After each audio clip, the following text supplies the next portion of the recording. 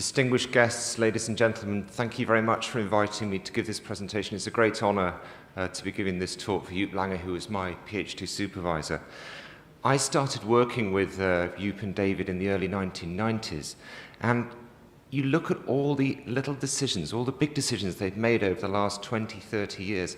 There's a history of HIV that's never been written, and part of that history is these people working quietly, diplomatically, with all these different pharmaceutical companies, with governments, making these key decisions that without which we simply wouldn't have 22 million people on treatment. They've always been brave, adventurous, but remained scientific at the same time. And one thing people might not know about, I'll just talk about David for a moment. He also had a love of karaoke and disco dancing. This is him at one of the HIV-NAT retreats. So one of my earliest memories of David was I was at a meeting about 3TC with a company called Glaxo Wellcome in 1992, and they were about to shut down the factories. They were going to stop developing it. And he's normally such a mellow guy. He's always so sort of quiet and self-assuming. And he really piped up and he said, "You've got to develop this drug.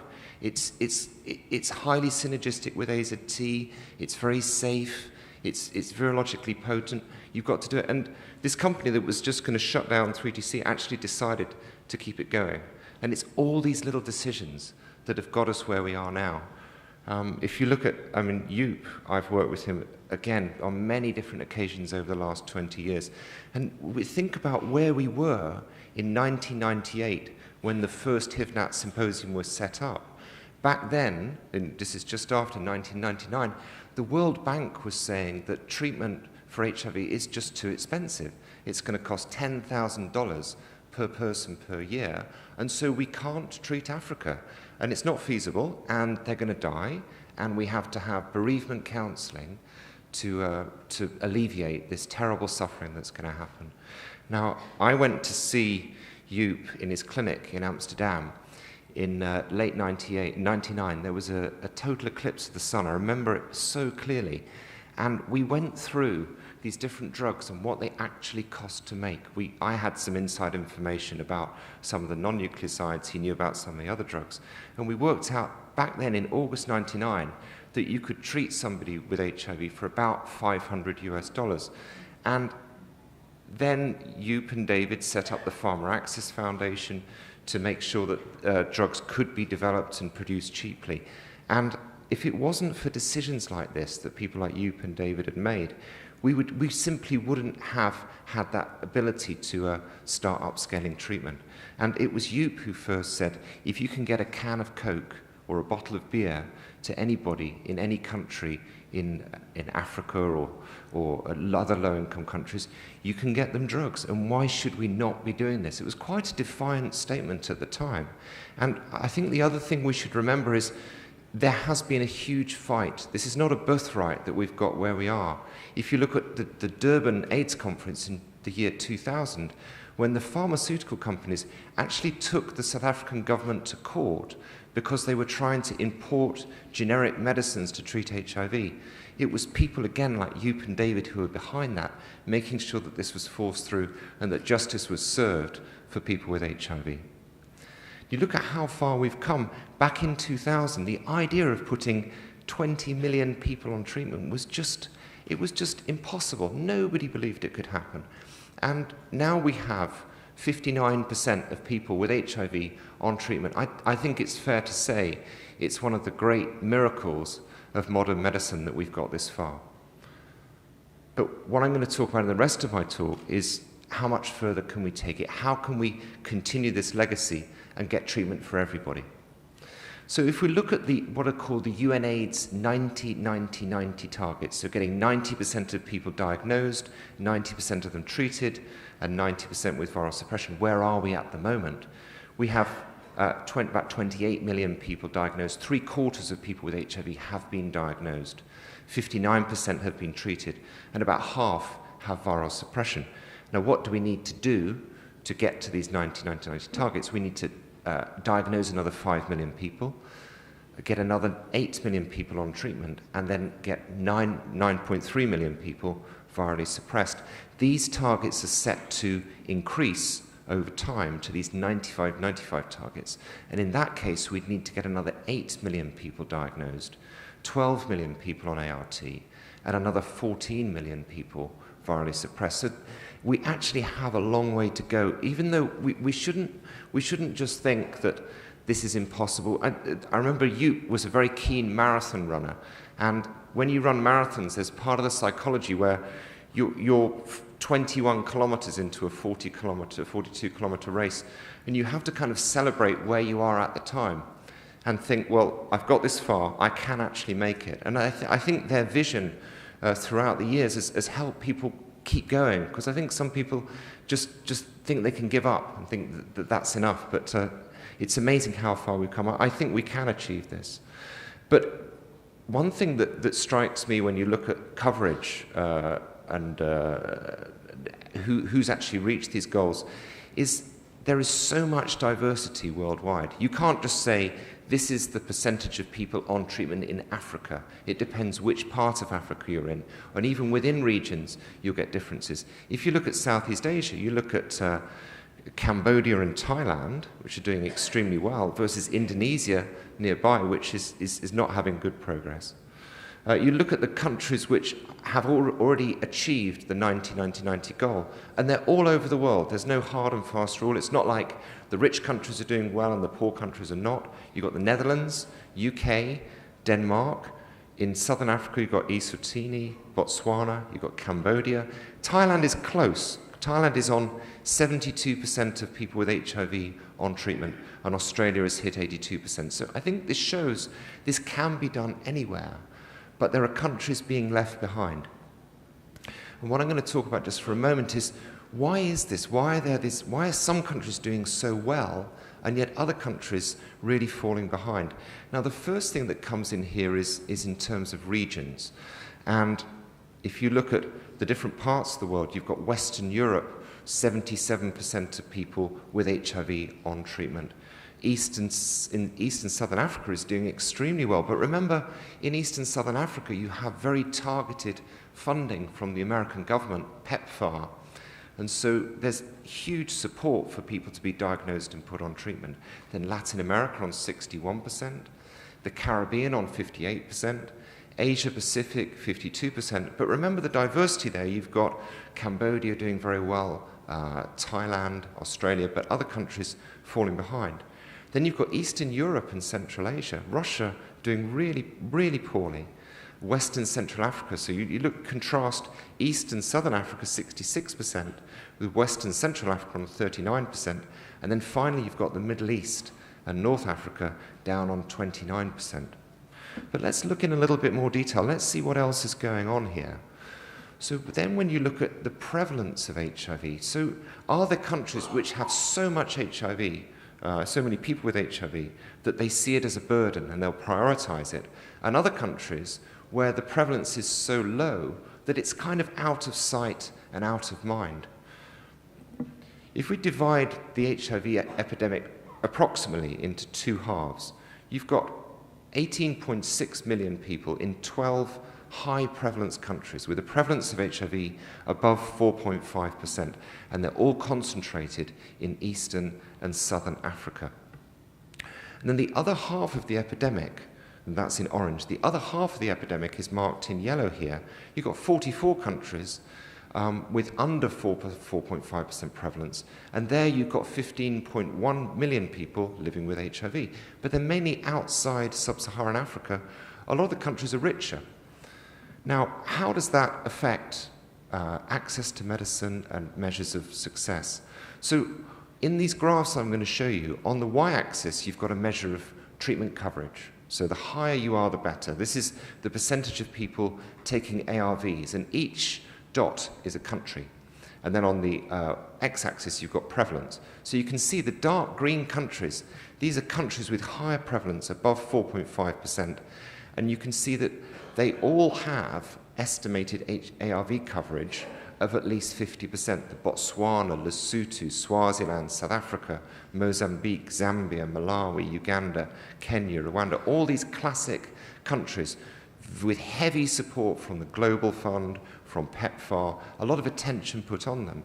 And then if you look at the lower prevalence countries, you've got this huge diversity. You've got some countries doing extremely well. You've got Cambodia, Rwanda, Burundi in the top left, low prevalence, but they're putting a lot of attention onto HIV. But the big problem now with treatment coverage is the countries in this dotted red circle. So these are countries with lower prevalence and are just not reaching these targets, not anywhere near countries like Iran, Angola, Central African Republic, the Philippines, Cote d'Ivoire, Cameroon, Dominican Republic, Sudan, Pakistan.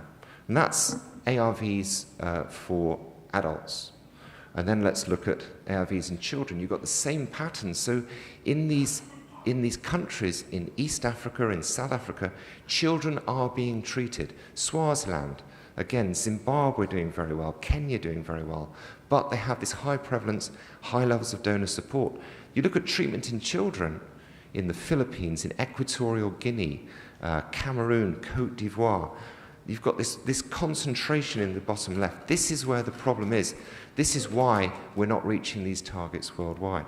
And then finally, if you look at pregnant women, you would think that with all the evidence supporting treatment of pregnant women, that the vast majority of women with HIV would be tested and treated.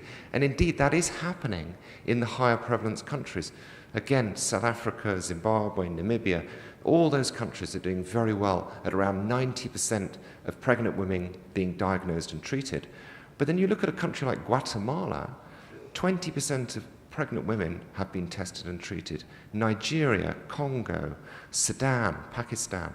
Now, what does that all mean for the trajectory of the epidemic? So if we look at these two categories, we've got our higher prevalence countries, 12 of them, 16.6 million people infected, and the lower prevalence countries, under 4.5%, 44 countries, but a slightly smaller epidemic. But this is the line for dividing lower and higher prevalence. So if you look at the total percentage of people on ART in the higher prevalence countries, it's 67% versus 47% in the lower prevalence countries.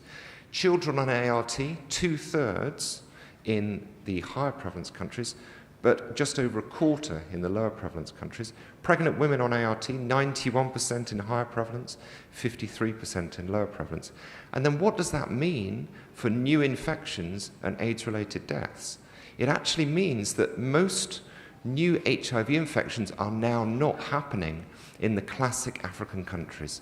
They're happening in the countries like Indonesia, in Russia, in Dominican Republic, all these countries you've never even thought of, because they're not on the radar of the big donor organizations. They're not getting the funding. They're not seeing it as a priority. And actually, 2/3 of HIV-related deaths are happening outside the high prevalence countries at the moment.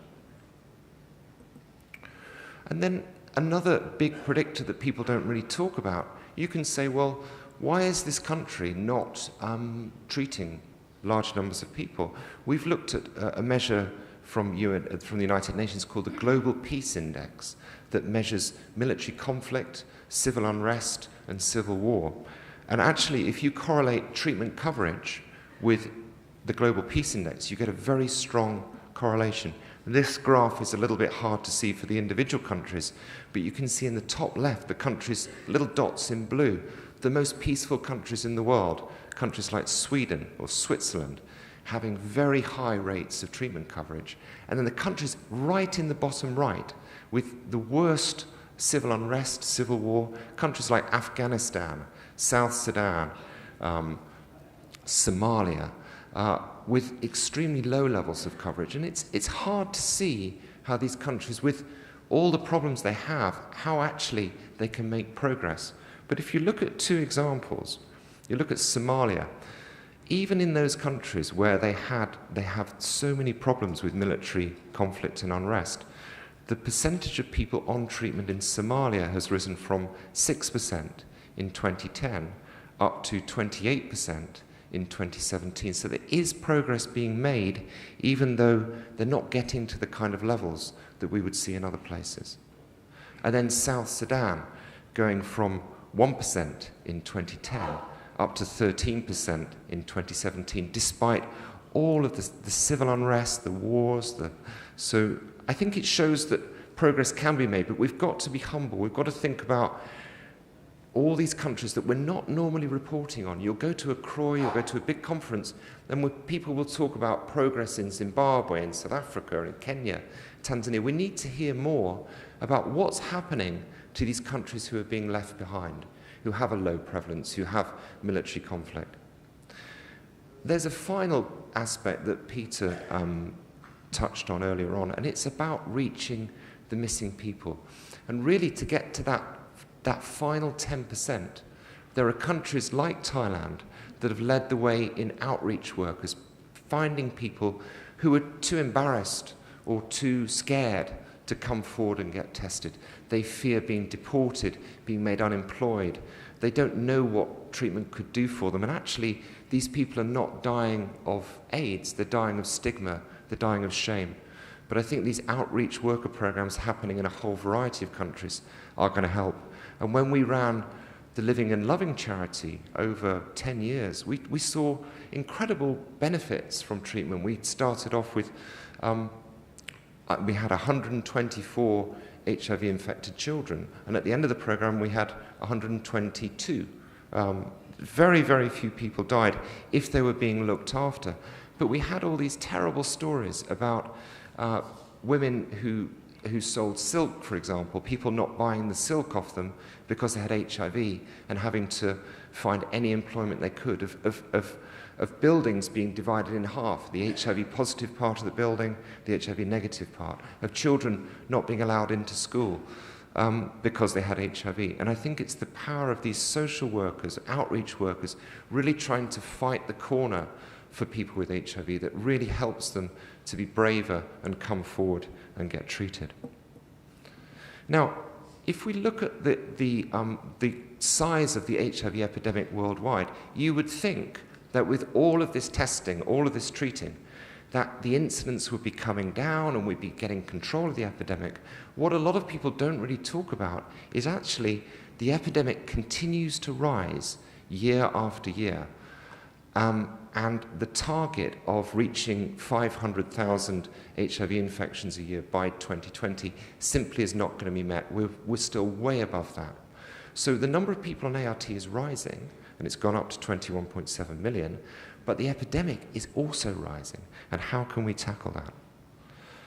So if you look at this schematically, we have every year 1.8 million new HIV infections, and then 0.9 million HIV-related deaths. So you can see that the epidemic will continue to rise unless we can stop these infections from happening.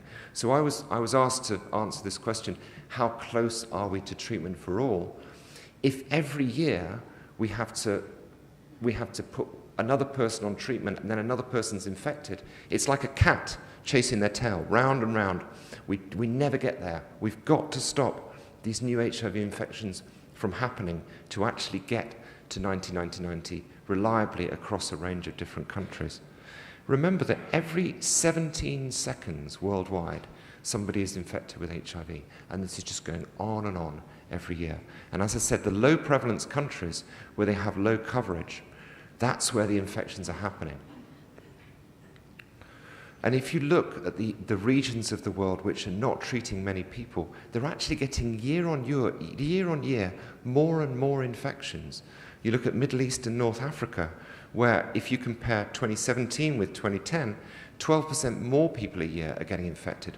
Remember, the UNAIDS target is to get a 75% reduction between 2010 and 2020. These people are showing a rise. You look at Eastern Europe and Central Asia, 29% more people are being infected every year in 2017 compared to 2010. That is so far away from the UNAIDS target, and things really need to change.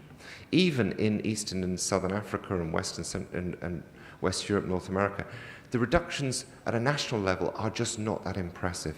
So I think what we need to really be thinking about, and this is an expression we've started to coin, is what's called throwing the kitchen sink at HIV. Now, I don't know if that's an expression in Thailand, but in Britain, if you throw the kitchen sink at something, you do everything you possibly can. So you get people diagnosed, high rates of HIV testing, treating everybody, rapid uptake of ART, PrEP available, regular monitoring, combination prevention techniques. You just do absolutely everything you can. Linda Gale Becker has spoken about this and has said that sometimes you're doing so much, you don't actually know which aspect of throwing the kitchen sink of HIV is the most important factor. But that shouldn't stop you doing it. I think what we are seeing is that countries that are doing this are showing reductions in HIV incidence that are quite striking and unprecedented. Peter was talking earlier about the reductions in the Netherlands. This is a clinic I work in central London, where in 2015, 72 people a month were coming in, new HIV diagnoses.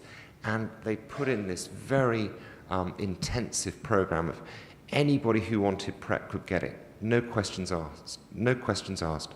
People could get PEP if they wanted it, expanded testing, treating everybody potentially the same day, earlier treatment starts, all sorts of combination prevention, no judgment involved. And there was a news program that went out on British television about how people would access the treatments. We have buyers clubs because the tenofovir from Gilead is so expensive.